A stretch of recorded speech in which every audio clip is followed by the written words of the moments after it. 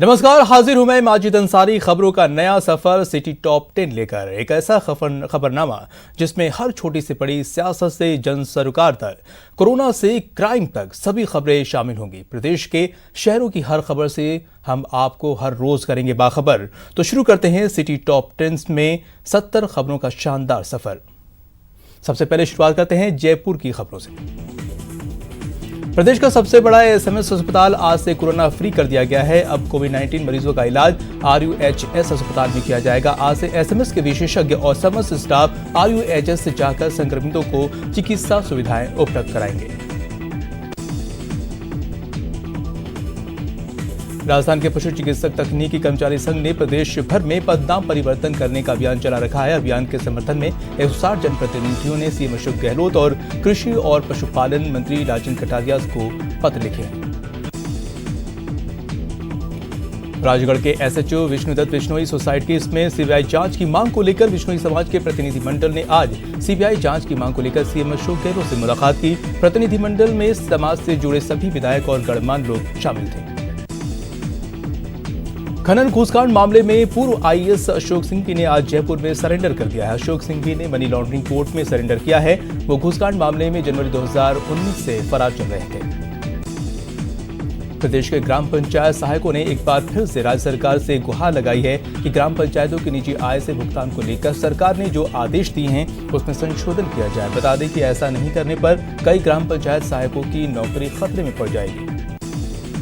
जयपुर के रामगंज में बाजार खुलते ही सोशल डिस्टेंस की जमकर धज्जियां उड़ाई गई। यहां मार्केट की दुकानें खुलते ही लोग बड़ी संख्या में वहां पर भीड़ उमड़ पड़ी। इस दौरान पुलिस ने हालात पर काबू करने की कोशिश की और कार्रवाई करते हुए कई दुकानों को सीज किया। लंबे वक्त बाद जयपुर जंक्शन से भी ट्रेन का संचालन शुरू हुआ। फिलहाल जयपुर जंक्शन से आज एक ही रेल थी जो सुबह 6 बजे चली और 270 यात्रियों को लेकर जोधपुर के लिए रवाना हुई।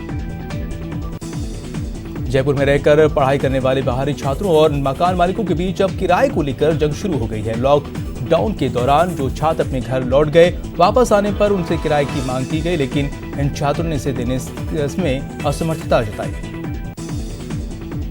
जयपुर जवाहर कला केंद्र के online learning children's summer festival के तहत थिएटर कलाकार सरताज माथुर और विशाल भट्ट ने थिएटर पर टॉक सेशन में हिस्सा लिया। टॉक सेशन के दौरान माथुर ने थिएटर अभिनेता फिर एक निर्देशक के रूप में अपनी जीवन यात्रा और कार्यशाला निर्देशक के रूप में अपने अनुभव दर्शकों के साथ साझा किए। अनलॉक 1.0 के पहले दिन इको टूरिज्म की भी शुरुआत कर दी गई है। प्रदेश भर के टाइगर रिजर्व के दौरान बंद रखे गए हैं और टाइगर रिजर्व के अलावा सभी जगहों को पर्यटकों के लिए शुरू कर दिया गया है, लेकिन इस दौरान गाइडलाइन की पालना आवश्यक है। और देखते हैं अजमेर की शहर की खबर। अनलॉक 1.0 में सरकार ने लोगों को कई तरह की रियायत दी है। साथ ही पुलिस प्रशासन को भी सतर्कता बरतने के भी निर्देश दिए हैं। अजमेर में सभी जगह नाकाबंदी की गई है, वाहनों की तलाशी ली जा रही है। अनलॉक 1.0 में आज से कई छूट दी जा रही है। अजमेर में छूट का दायरा बढ़ाते हुए राजकीय संग्रहालय और स्मारक भी पर्यटकों के लिए खोल दिए गए हैं। पहले दिन यहां पर्यटकों को आकर्षित करने के लिए आयोजन किए गए। अजमेर के विभिन्न सामाजिक संगठनों ने लॉकडाउन के दौरान मारे गए मजदूरों के खिलाफ शोक मनाया। सोमवार को सभी सामाजिक संगठनों के पदाधिकारी कलेक्ट्रेट पहुंचे और मजदूरों की मौत के लिए जिम्मेदारों पर सवाल उठाते हुए विरोध प्रदर्शन भी किया। सूफी संत ख्वाजा मोइनुद्दीन चिश्ती की दरगाह में कोरोना वायरस को भगाने के लिए 21,000 दिए जलाए गए। मिशन अध्यक्ष जो है, आपको बता दें कि दरगाह खादिम यासिर खुर्देजी ने बताया कि इस चिरागों की रोशनी से देश में कोरोना भागेगा। ये उम्मीदों की रोशनी और खुशहाली की रोशनी है। अजमेर में पश्चिम विक्षोभ के चलते प्री मानसून की बारिश ने शहर के नालों को ओवरफ्लो कर दिया है। मानसून से पहले नालों की सफाई करने का दावा करने वाली नगर निगम की पोल खुल गई है। वहीं अब निगम के नालों की सफाई का काम शुरू किया गया है। अजमेर में जिन जगह कर्फ्यू है उन इलाकों में दुकानदारों ने जिला प्रशासन से दुकानें खोलने की अनुमति देने की मांग की है, जिसको लेकर आज दुकानदार जिला कलेक्टर को ज्ञापन सौंपा है। अजमेर के JLN अस्पताल के मुख्य बिल्डिंग में अब तक कोरोना मरीजों की जांच हो रही थी, लेकिन अब जांच यूरोलॉजी विभाग में होगी। स्वास्थ्य विभाग के इस फैसले के बाद यूरोलॉजी विभाग से सटे सुंदर विलास मोहल्ले के निवासियों ने इसका विरोध किया है। जवाहर फाउंडेशन और पूर्वांचल जन चेतना समिति की ओर से आज अजमेर में कोरोना वॉरियर्स को सम्मानित किया गया। पुलिस के जवानों का सम्मान करते हुए एसपी को जिला पुलिस के लिए फेस मास्क, पीपीई किट और हैंड ग्लव्स सौंपकर हौसला अफजाई की। अजमेर के कृष्णगंज थाना इलाके में महिला और उसकी बेटी के साथ घर में घुसकर मारपीट करने और बदसलूकी का मामला सामने आया है। पुलिस ने आरोपियों के खिलाफ मामला दर्ज कर जांच शुरू कर दी है। अजमेर के जेएलएन अस्पताल में सफाई कर्मियों का अपनी सेवाएं देने पर सम्मान किया गया। और अब खबरें बीकानेर से। केंद्रीय मंत्री अर्जुन राम मेघवाल बीकानेर दौरे पर रहे। यहां पर कई कार्यक्रमों में हिस्सा लेंगे और कोरोना को लेकर बैठक भी लेंगे। केंद्रीय मंत्री ने न्यूज 18 से खास बातचीत में बताया कि कोरोना को लेकर रियायतों को लोग गंभीरता से ले हैं और ना ही रियायत मिलने पर लापरवाही बरतें। आज विश्व दुग्ध दिवस है। केंद्रीय मंत्री अर्जुन राम मेघवाल ने बीकानेर में मदर मिल्क बैंक की शुरुआत की घोषणा की है। मेघवाल ने बताया कि एनजीओ के सहयोग से इस मदर मिल्क बैंक की शुरुआत हो रही है। आज राम रसोड़े का समापन कार्यक्रम किया गया, जिसमें केंद्रीय मंत्री अर्जुन राम मेघवाल भी पहुंचे। केंद्रीय मंत्री अर्जुन राम मेघवाल ने राम सोटे का जायजा लिया और उसे एक जनमानस के लिए अच्छी पहल बताई।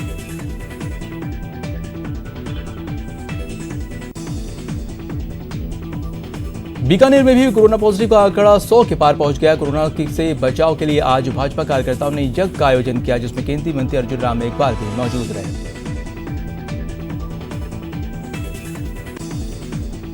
बीकानेर के श्री डूंगरगढ़ में सिरुड़ा थानाधिकारी गुलाम नबी की आज सुबह मौत हो गई। बताया जा रहा है कि मॉर्निंग वॉक पर निकले गुलाम नबी की दिल का दौरा पड़ने से मौत हुई। उन्हें अस्पताल ले जाया गया, जहां पर डॉक्टरों ने उन्हें मृत घोषित कर दिया।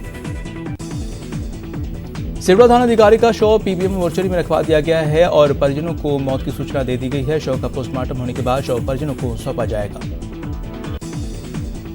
बीकानेर संभाग की सबसे बड़ी पीबीएम अस्पताल में अब मरीजों की भीड़ बढ़ने लगी है। आज जनाना अस्पताल ओपीडी में महिलाओं की लंबी कतार लगी रही। बीकानेर के गंगा सिंह विश्वविद्यालय 15 जुलाई के बाद परीक्षाओं का आयोजन करेगा। परीक्षा के दौरान सोशल डिस्टेंसिंग सहित सभी नियमों का पालन किया जाएगा। बीकानेर में लॉकडाउन के बाद मुख्य बाजार में खुली पान मसाले की होलसेल दुकान पर आज तलबगारों की लंबी कतार देखने को मिली। कतारों में खड़े लोगों की व्यवस्थित करने के लिए पुलिस के जवानों की भी काफी मशक्कत करनी पड़ा उन्हें। और खबरें देखते हैं उदयपुर की। लेक सिटी में 9 तपा के बीच 3 दिन कम तापमान हो गया था, लेकिन आज करीब 1 डिग्री तापमान बढ़कर आज अधिकतम तापमान 37 डिग्री रहा। उदयपुर के आदिवासी अंचल में गरीबी के चलते लड़कियां और महिलाएं सैनिटरी नैपकिन खरीदने में असमर्थ रहती हैं। ऐसे में इस समस्या को गूंज संस्थान ने समझा और 160 बालिकाओं को माईपीड महिला किट बनाकर वितरित किया। अनलॉकवन में जहां एक और उदयपुर के सब्जी मंडी ने लोग हैं वो नियमों की धज्जियां उड़ाते दिखे, वहीं दूसरी ओर व्यापारी सतर्कता बरत रहे थे। सराफा व्यापारियों ने अपने ग्राहकों और स्टाफ के लिए बेहतर व्यवस्था की है। उदयपुर में अनलॉक 1 के तहत सोमवार को लोगों को थोड़ी राहत मिली है, लेकिन उदयपुर वासी इस रियायत का नाजायज फायदा उठाने से नहीं चूक रहे। छूट मिलते ही लोगों ने सोशल डिस्टेंसिंग की बात भुला दी, न ही लोगों ने मास्क लगाने की जरूरत समझी। उदयपुर जिले के गोगुंदा पिंडवाड़ा हाईवे पर धौली घाटी के समीप 2 ट्रेलर आपस में भिड़ गए, जिसमें दोनों ही ट्रेलर के चालक गंभीर रूप से घायल हो गए। उदयपुर के घाटा गांव में कुएं पर काम करते समय अचानक पैर फिसलने से कुएं में गिर जाने से गंभीर एक व्यक्ति घायल हो गया और परिजनों और ग्रामीणों की सूचना पर गोगुंदा 108 मौके पर पहुंची और गंभीर घायल को गोगुंदा अस्पताल लाया गया। उदयपुर में पर्यटन स्थलों पर पशुओं और पक्षियों को खाना खिलाने जैन सोशल ग्रुप की टीम पहुंची। कई स्थानों पर गाय हाथी के लिए चारा और श्वानों के लिए भोजन की व्यवस्था की। उदयपुर जिले के अलग अलग तहसील इलाकों में पॉजिटिव आए प्रवासियों के संपर्क में आ चुके हैं। लोगों का सैंपल लिया जा रहा है। आदिवासी बाहुल इलाके कोटड़ा में भी आज सुबह करीब 3 घंटे सैंपल लेने का दौर चला। कोरोना से बचाए रखने के लिए एक फ्रंट लाइन बने कोरोना वॉरियर्स को उदयपुर जिले के चावड़ कस्बे की जनता ने सामूहिक रूप से सैल्यूट किया। सामाजिक दूरी और मास्क लगाकर नियमों का पालन करते हुए सभी को सम्मानित किया गया।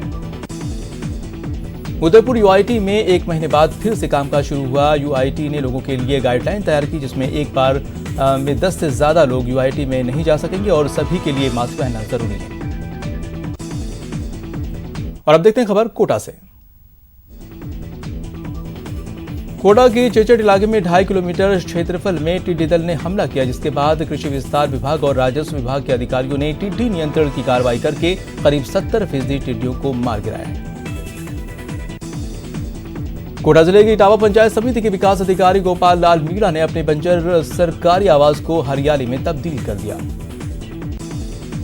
कोटा में कोरोना पॉजिटिव मरीजों की संख्या लगातार बढ़ रही है। आज सुबह की रिपोर्ट में एक साथ 7 मरीजों की जांच रिपोर्ट पॉजिटिव आने के बाद हड़कंप मच गया। कोटा में पूरे कोरोना मरीजों की संख्या 473 तक पहुंच गई है।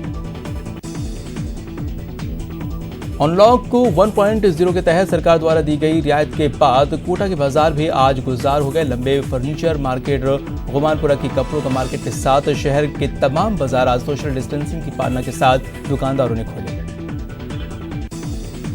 कोटा में नारकोटिक्स ब्यूरो की टीम ने नशे के सौदागरों के खिलाफ कार्रवाई शुरू कर दी है। ब्यूरो की टीम ने 3 बड़ी कार्रवाई करते हुए 2 करोड़ से अधिक के मूल्य का अफीम और डोडा चूरा बरामद किया है। टीम ने एक कार से 2 क्विंटल अफीम सहित एक शख्स को पकड़ा है। कोटा में कोरोना के घातक वायरस ने एक और मरीज की जान ले ली है। 65 साल के व्यक्ति ने एमबीएस के आइसोलेशन वार्ड में इलाज के दौरान दम तोड़ दिया। आज आई जांच रिपोर्ट में मृतक की जांच रिपोर्ट पॉजिटिव आई है। कोटा में कलेक्टर ने विभिन्न विभागों की बैठक ली। प्रशासनिक अधिकारियों को कलेक्टर ने निर्देशित किया कि राज्य सरकार की विभिन्न योजनाओं का लाभ जनता को समय पर मिले। कोटा के सादलखेड़ी कस्बे में एक व्यक्ति ने फांसी लगाकर आत्महत्या कर ली। सुकीत पुलिस ने मौके पर पहुंचकर शव को फंदे से उतारकर मोर्चरी में रखवा दिया है। वहीं पुलिस आत्महत्या के कारणों की जांच में जुट गई है। कोटा शहर के केवल नगर गांव में एक मकान के अंदर बाथरूम में कोबरा सांप निकला। फनाते कोबरा सांप को देखकर परिवार के लोगों की सांसें फूल गई। सूचना पर स्नेक कैचर पहुंचा और 1 घंटे सांप को पकड़ा। और अब देखते हैं खबरें भरतपुर की। राज्य के पर्यटन एवं देवस्थान विभाग के मंत्री विश्वेंद्र सिंह ने भरतपुर के आराध्य देव श्री बांक बिहारी और श्री गंगा महारानी के दर्शन कर देश और प्रदेश में सुख शांति की कामना की। भरतपुर रेलवे स्टेशन पर जब 70 दिन बाद यात्री गाड़ी पहुंची तो यात्रियों समेत रेलवे विभाग के कर्मचारियों में खुशी की लहर देखने को मिली। कोटा जंक्शन से शुरू जन शताब्दी एक्सप्रेस भरतपुर के रेलवे स्टेशन पहुंची। यहां से निजामुद्दीन के लिए 162 यात्री ट्रेन में सवार हुए। भरतपुर की टीम में एसडीएम ने कर्मचारियों और व्यापारियों में सोशल डिस्टेंसिंग की पालना के लिए बैठक कर निर्देशित किया। कोरोना को लेकर कई दिनों से रेलवे स्टेशन पर ट्रेनों के संचालन के बंद था, लेकिन आज स्टेशन के बाहर यात्रियों से ही चलने वाली दुकानों पर आज फिर से रौनक आई। आज से ट्रेनों का संचालन शुरू हुआ। दुकानदारों ने भी अपनी दुकानों को खोलकर बिक्री शुरू की। भरतपुर के बाजार में सोशल डिस्टेंसिंग की धज्जियां उड़ाते देखी गई। लोग बिना मास्क लगाए खरीदारी करते देखे गए। भरतपुर में आज गंगा दशहरा पर्व धार्मिक सद्भावना के साथ मनाया गया। कोरोना संक्रमण को लेकर मंदिरों को तो बंद कर रखा गया। श्रद्धालुओं ने घर में रहकर ही पूजा अर्चना की। कोरोना संक्रमण के बीच ऑटो चालकों के सामने भी संकट पैदा हो गया है और अब लॉकडाउन खुलने का इंतजार कर रहे ऑटो चालकों को आज कुछ राहत मिली है, लेकिन अभी भी लोग ऑटो में सफर करने से परहेज कर रहे हैं, जिससे ऑटो चालक निराश हैं। भरतपुर में फतेह सागर बांध के पास मिले शव के मामले में पुलिस ने खुलासा कर दिया है। पुलिस के मुताबिक पत्नी ने ही प्रेमी के साथ मिलकर पति की हत्या की थी। पुलिस ने मामले में एक आरोपी को गिरफ्तार कर लिया है। भरतपुर में कोरोना के मरीजों का आंकड़ा करीब 300 तक पहुंच गया है और शहर में सब्जी मंडी से वायरस का प्रकोप बढ़ने की वजह से कलेक्टर ने सब्जी मंडियों को बंद रखने के निर्देश दिए। भरतपुर में डी के जलमहलों में आंधी से काफी नुकसान हुआ है। जलमहल का छज्जा और पानी की टंकी गिरने से करीब 2 लाख रुपए के नुकसान का अनुमान लगाया जा रहा है। और बात जोधपुर के शहरों की करते हैं, देखते हैं टॉप 10। जोधपुर रेल मंडल में 4 ट्रेनें शुरू की गई हैं। ट्रेनों के संचालन शुरू होने के बाद जयपुर जोधपुर इंटरसिटी ट्रेन पहली बार जोधपुर पहुंची। जोधपुर पहुंचने पर सभी यात्रियों को सोशल डिस्टेंसिंग की पालना करते हुए स्टेशन से बाहर निकाला गया। जोधपुर में कोरोना के कहर के बीच अपनी जान जोखिम में डालकर संघर्ष करने वाले कोरोना योद्धाओं को मानसागर मित्र मंडल की ओर से सम्मानित किया गया। जोधपुर पुलिस ने व्यापारी मित्र योजना का आगाज किया है, जिसके तहत बाजार के कुछ चुनिंदा व्यापारियों को व्यापारी मित्र बनाया जाएगा, जो कि दुकानों पर विभिन्न व्यवस्थाओं पर नजर रखेंगे और सोशल डिस्टेंसिंग और अन्य नियमों का पालन करवाएंगे। जोधपुर डेयरी प्रबंधन ने प्रेस नोट जारी कर बताया कि सरस दूध सेफ है। जोधपुर डेयरी के कुछ कर्मचारियों के कोरोना पॉजिटिव आने के बाद शहरवासियों में डर व्याप्त हो गया था। डेयरी प्रबंधन ने कहा कि कोरोना महामारी से संबंधित सभी सावधानियां रखी जाती हैं, किसी भी सूरत में डरने की आवश्यकता नहीं है। लॉकडाउन 5 की शुरुआत और अनलॉक 1 की शुरुआत के साथ ही जोधपुर शहर के अधिकांश बाजार खुल चुके हैं। आज जब जोधपुर की नई सड़क पर बाजार खोला गया तो यहाँ पर भीड़ देखी गई।